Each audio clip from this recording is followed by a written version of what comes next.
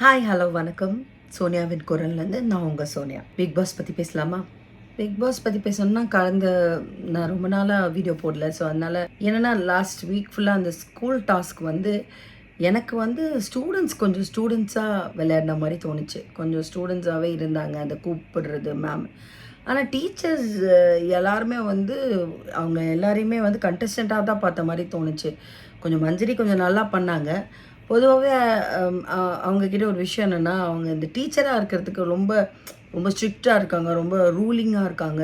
Class பிள்ளைங்கக்கிட்ட ஒரு லீடர்கிட்ட கொடுத்துட்டு class mind பண்ணு அப்படிலாம். நாங்கள் 90s அந்த 80s 90sலலாம் அந்த மாதிரி இருக்குது. மைண்ட் பண்ணு அப்படி சொன்னாங்கன்னா ஒரு குழந்தை மற்ற குழந்தைங்கள மைண்ட் பண்ணும், அதாவது பார்த்துக்கணும் அப்படின்னு. ஸோ அந்த ரோலை தான் அவங்க நல்லா பண்ணுறாங்க. அவங்களுக்கு டீச்சர் ரோல் கிடச்சோன்னே அவங்க கொஞ்சம் நல்லாவே ப்ளே பண்ணாங்க, நிஜமாகவே நல்லா ப்ளே பண்ணாங்க. அவங்க மட்டும் தான் கொஞ்சம் ஸ்டூடெண்ட்ஸ் கிட்ட அந்த அன்பா கனிவா அந்த மாதிரிலாம் பேசிட்டாங்க. மற்றபடி ஜாக்கெல்லாம் பர்சனல் அட்டாக் தான், கம்ப்ளீட்டாக பர்சனல் அட்டாக் தான் பண்ணுறாங்க. அண்ட் அவங்களும் பர்சனல் அட்டாக் ஆகிக்கிறாங்க. அவங்களே பர்சனலாக அட்டாக் ஆகி சும்மாவே அழுகுறாங்க. சௌந்தர்யாவை சேது சார் எல்லாரையும் நிற்க வச்சு எல்லோரும் ஒன்று சொன்னால் அதுக்கு ரிப்ளை பண்ணால் இது பண்ணோம். அது அப்பயுமே அவங்க ஃபேஸில் அந்த எக்ஸ்ப்ரெஷன் மாறவே இல்லை. ஷீ இஸ் ஹைலி ஈகோயிஸ்டாக தான் இருக்கிறாங்க. அண்ட் அவங்க போய் பாத்ரூமில் அழும்போது கூட அழுவுறது கூட மற்றவங்க பார்க்கக்கூடாது, மற்றவங்களுக்கு தெரியக்கூடாதுன்னு நினைக்கிறதெல்லாம் ஒரு ஈகோவின் உச்சக்கட்டம். அவங்க ஜெஃப்ரி மட்டும்தான் அந்த மொத்தத்தில் கேர்ள்ஸ்லேயும் பாய்ஸ்லேயும் யாருமே நம்புறதும் இல்லை, யார்கிட்ட பெரிய இதுவும் இல்லை. அவங்களுக்கு தெரிஞ்ச இப்போதைக்கு ஒரே இமோஷன் சண்டை போடுறது மட்டும் தான். ஜெஃப்ரி மடியில் அவங்க, இல்லை அவங்க மடியில் ஜெஃப்ரி, இப்படி மாற்றி மாற்றி எங்கிட்ட சாஞ்சு படுத்துக்கிட்டே இருக்காங்க. 2 பேரும் மாறி மாறி படுத்துக்கிறாங்க. திடீர்னு பிரச்சனை நடந்துக்கிட்டே இருக்கும்போது பாதியில் திடீர்னு இருந்து என்னது அப்படி சொல்லிட்டு பயங்கரமாக கத்துறாங்க, பயங்கரமாக கோவப்படுறாங்க. அது ஒன்று தான் இமோஷன் தெரியுது. அந்த மாதிரி ஜாக்லினும் பயங்கரமாக அந்த மாரலெல்லாம் சொன்னது மாரல்ஸ் சொல்லணும், மாரல்ஸ் குழந்தைங்களுக்கு சொல்லி கொடுக்கணும், ஏதாவது மாரல்ஸு இல்லை அவங்க பண்ணுறதை பார்த்தாங்கன்னா அந்த நேரத்துக்கு அதை சொல்லு. இது அவங்க போன வாரம் பண்ணது, அதுக்கு முந்தின வாரம் பண்ணதெல்லாம் வச்சு அவங்கள பர்சனல் அட்டாக் தான் பண்ணாங்க. எனக்கு புரியல. சும்மாவே அழுகுறாங்க. பாதி பேர் பொண்ணுங்க மானத்தை வாங்குறதுக்கிட்டே சும்மாவே அழுதுங்க. எதுக்கு அழுதுங்கன்னு எனக்கு சத்தியமாக புரியல. மஞ்சரிக்கு அந்த அந்த ரூலிங் கேரக்டர் கொஞ்சம் இருந்துச்சு. டீச்சராக இருக்கும்போது ஸ்ட்ரிக்டாக இருக்கிறதும் சரி, கொஞ்சம் கனிவாக இருக்கிறது எல்லாம் பண்ணாங்க. அவங்க அன்றைக்கி ஒரு டாஸ்க் கொடுக்குற டைமே வரலை. டாஸ்க் கொடுக்குற டைம் வரத்துக்குள்ளேயே பயங்கரமாக அந்த டாஸ்க்குள்ளே பூந்து நான் கொடுக்கக்கூடாது அது கொடுக்குறா. அவங்களும் அதாவது ஆண்களில் தான் கொஞ்சம் ஹை ஈகோயிஸ்ட் பர்சனை தான் பார்த்தேன். ஆனால் இப்போ எனக்கு பெண்கள் சைடில் தான் ரொம்ப ஈகோயிஸ்டிக்காக, ரொம்பவே ரூடாக அந்த மாதிரி இருக்கிற மாதிரி தெரியுது. ஸ்பெஷலி இந்த மஞ்சரி கேப்டனாக வந்தால் சரி ஓகே. ஆனால் she wanted to be a captain.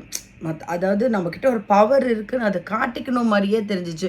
எப்போ பார்த்தாலும் ஸ்ட்ரிக்ட் டீச்சராக, கேப்டன்னா கொஞ்சம் ஃப்ரெண்ட்லியாக அமிக்கபுளாக அப்படியே பண்ணலாம். அருண் நல்லா பண்ணாங்க, தர்ஷிகா நல்லா பண்ணியிருந்தாங்க, சத்யாவுமே கொஞ்சம் கொஞ்சம் இதுவாக இருந்தது. தவிர்த்து கொஞ்சம் சில இடங்களில் அந்த பாயிண்ட்டை கரெக்டாக இல்லைன்னா கரெக்டாக ஒரு விஷயத்த ஃபாலோ பண்ண வைக்க முடியல. அந்த லீடர்ஷிப் குவாலிட்டி அவங்க கிட்ட இல்லை. மற்றபடி most of them very good. But இப்போ மஞ்சரி எல்லாம் எப்போ பார்த்தாலும் ஸ்ட்ரிக்டாக இருக்கேன், ரூலிங்காக இருக்கேன், இல்லைன்னா ஒரு பக்கம் பெண்களுக்காக யோசிக்கிற மாதிரி அப்படி கிடையாதுல்ல கேப்டன். அந்த மொமெண்ட்டுக்கு என்ன தேவையோ அது மாதிரி நடந்துக்கிறது தான்.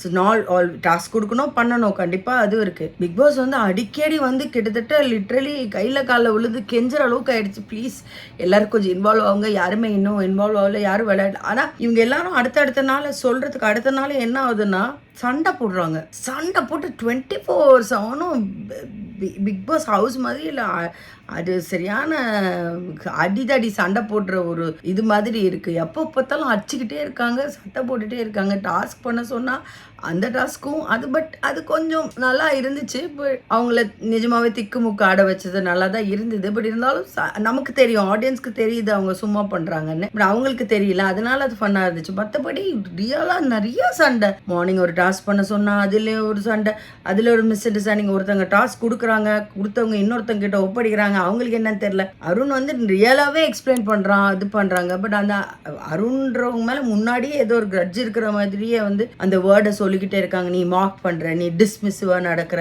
அந்த வேர்டை ரிப்பீட்டடாக சொல்லிக்கிட்டே இருக்காங்க. அது எனக்குமே ஒரு பர்சனை சாஃப்ட் டார்கெட் பண்ணுற மாதிரி தான் எனக்கு தெரியுது. So girls need to be little more matured. And Sachana எல்லாத்துக்கும் அந்த குழந்தை குழந்தைத்தனம் அதுக்கிட்ட ரொம்பவே குழந்தைத்தனம் இருக்கு. எல்லாத்துக்கும் நான் போறேன் எல்லாமே இவங்க வேற ஏதாவது பிரச்சனை வந்துருமோ இல்லைன்னா அது ரொம்ப செல்லம் பாக்குறாங்க. அந்த மாதிரி செல்லம் பாக்குறதுக்கான இடம் கிடையாது பிக் பாஸ். அவளை குழந்தைத்தனமா பார்க்கவும் தேவையில்லை, ஒரு அதே டைம்ல அவகிட்ட வந்து எல்லாரும் பாஸ் பண்ணி டாமினேட் பண்ண வேண்டிய அவசியமும் கிடையாது. அவளுக்கு ஒரு விஷயம் சொல்றா, அருண் வந்து ஒரு விஷயம் சொல்றாங்க, ஒரு முத்துக்குமரன் வர்றாங்க, எல்லாரும் கப் சுப்புன்னு வாய மூடிட்டு இருக்காங்க, கேப்டன்ஷிப்ல எனக்கு பிடிக்கலன்னு. இவ வந்து ஒரு விஷயம் சொல்றா, அவ ஒரு விஷயம் சொல்றான்னா அவ எல்லாரும் இப்போ வந்து நீ சொல்லக்கூடாது, நீ பண்ணக்கூடாது, அது எப்படி நீங்க சொல்லலாம்? அது அவளோட ஒப்பீனியன் தானே. அதோட கான்சிக்வன்சஸ் என்னன்னா, அதை அவ வந்து சாட்டர்டே சண்டே இன்கேஸ் அது தப்பா இருந்துச்சுன்னா ஏமா அப்படி பண்ண, நியாயம் இல்லைன்னா அது என்னவோ அது ஒன்னும் ஆடியன்ஸ் ஓட்டு மூலமா அவளுக்கு தெரிவிப்பாங்க. இல்லைன்னா வந்து சேது சார் அது என்னன்னு அவளுக்கு சொல்ல போறாங்க. ஸோ இது அதெல்லாம் இல்லாம அவளை வந்து ஒரு விஷயம் பண்றா, அவ சாதாரணமாகவே பொசுக்குன்னு அழுகுறா, எதுக்கு எடுத்தாலும் அவளை இது பண்றாங்க. அவ ஒரு விஷயத்த சொன்னா அதை மட்டும் ஏன் அப்போ முத்துக்குமரன் ஏன் ஸ்டாப் பண்ணல? முத்துக்குமரன் வந்து ஒரு விஷயத்த சொல்லிட்டு பேட்ஜ் எடுத்தப்போ யாரும் ஏன் பேசல? அப்ப சாச்சனா வந்து இருக்கிறதுல குழந்தை செல்லம்னா நீங்க என்ன வேணா எல்லாரும் சொல்லி நீ சொல்லக்கூடாது, நீ கேர்ள் டீம்ல இருக்க, நீ சொல்லக்கூடாது. நமக்கு ஒரு ஃபீல் இருக்கு, நான் சொல்றேன் அப்படின்னா அந்த அந்த ஒரு பாயிண்ட் சொல்லணும், எடுக்கணும். அவங்க யாருக்கு பிடிக்கலன்னாலும் யார் வேணாலும் சொல்லலாம். அது பாயிண்ட் சொல்றாங்க, எடுக்கிறாங்க. அதுக்கு எடுக்கிறதுக்கான வாய்ப்பு கொடுக்கணும். அது அது என்ன இருந்தாலும் அந்த கான்சிக்வன்சஸ் அவ ஒரு கண்டஸ்டன்ட், அவ பிளே பண்ணணும், அவ அது ஃபேஸ் பண்ணணும், அதுக்கான ஸ்பேஸ் கொடுக்கணும். இல்லைன்னா ஷீ இஸ் நாட் க்ரோயிங். அவளை நீங்க ரொம்ப பேம்பர் பண்ணி ஒன்றும் ஆம்பளை பசங்க சைடில் பேம்பர் ஆகுறா, இல்லைன்னா கேர்ள்ஸ் சைடில் வந்து இல்லைம்மா நான் அவள் எது கேட்டாலும் சில டாஸ்க்கு வந்து அவள் போகக்கூடாதுன்னு இருந்துச்சுன்னா அது ஸ்ட்ராங்காக சொல்லுங்க, இல்லை நீ வேணா வேற யாராவது பெட்டராக இருக்கவங்க போட்டோம் அப்படின்னு நினச்சி அவங்க தான் இவ்வளோ பேர் இருக்கீங்க, ஒரு 9 பேர் கிட்ட இருக்கும்போது யூ கேன் டேக் அ கால். ஏன் நீங்கள் வந்து அந்த இடத்துல விட்டு கொடுக்குறீங்க? கடைசியில் வந்துட்டு பிரச்சனைன்னு சொன்னால் அவளுக்கு எக்ஸ்பிளைன் பண்ணாலும் புரிய மாட்டேங்குது. அவள் திருப்பியும் அழுது ஐயோ இந்த BB8ஓட ஜூலியோட டார்ச்சர் அழுதே டார்ச்சர் பண்ணுது. ஜூலி நிறைய இந்த வேலைலாம் பண்ணோம், இதுக்கு வேலை அந்த வேலை குறைஞ்சிட்டு அழுதே உயிரை வாங்குது. எல்லா பொண்ணுங்களும் அழுது, ஜாக்லின் ஒரு ஆள் அழுது. அப்புறம் நான் சொல்லி ஆகணும், ஒரு பொண்ணு வந்து எலிமினேட் ஆகி போயிட்டா, பயங்கரமாக அழுதா, எல்லாம் ஓகே தான். பட் நான் நிஜமாவே அழுதது வந்து சுனிதா போனப்போ தான்.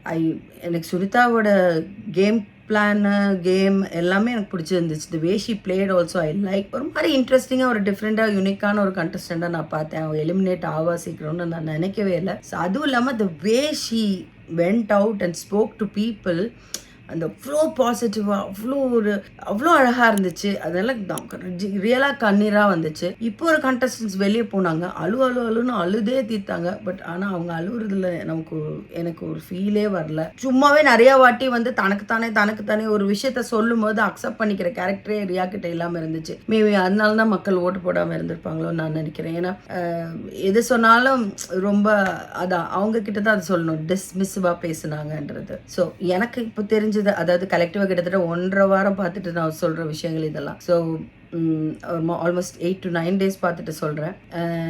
ஸோ லெட்ஸ் see இனி எப்படி போகுதுன்னு. இப்போ ஒரு டாஸ்க் கொடுத்துருக்காங்க, டூ மச் ஆஃப் சண்டை, டூ மச் ஆஃப் ஃபைட்டிங். ஐ மீன் அதே மாதிரி நம்ம எதிர்பார்க்குற சில விஷயங்கள் இருக்கலாம். அந்த ட்விஸ்ட் அண்ட் டர்ன்ஸ் இந்த வாட்டி பிக் பாஸ்ல இல்லை. ஒன்று ரொம்ப நல்லவங்களா இருக்காங்க, ஐயோ ரொம்ப நல்லவே அப்படின்ற மாதிரி இருக்காங்க, இல்லைன்னா இவங்க என்னன்னே புரியாம இருக்காங்க, இவங்க நல்லவங்களா கெட்டவங்களா அப்படின்னு நாயகன்ல கமல் சாரை பத்தி கேட்ட மாதிரியே இருக்கிறாங்க. ஒன்று இப்படி இருக்காங்க, இல்லைன்னா அப்படி இருக்காங்க. இது இல்லாமல் ஐ டோன்ட் நோ.